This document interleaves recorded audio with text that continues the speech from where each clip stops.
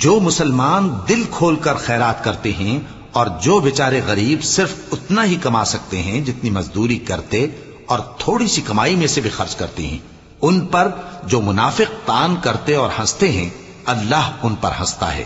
اور ان کے لیے تکلیف دینے والا عذاب تیار ہے۔ تم ان کے لیے بخشش مانگو یا نہ مانگو برابر ہے، اگر ان کے لیے 70 دفعہ بھی بخشش مانگو گے تو بھی اللہ ان کو نہیں بخشے گا، یہ اس لیے کہ انہوں نے اللہ اور اس کے رسول سے کفر کیا، اور اللہ نافرمان لوگوں کو ہدایت نہیں دیتا۔ جو لوگ غزوہ تبوک میں پیچھے رہ گئے وہ اللہ کے پیغمبر کی مرضی کے برخلاف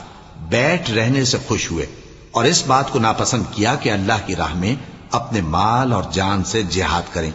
اور دوسروں سے بھی کہنے لگے کہ گرمی میں مت نکلنا۔ ان سے کہہ دو کہ دوزخ کی آگ اس سے کہیں زیادہ گرم ہے، کاش یہ اس بات کو سمجھتے۔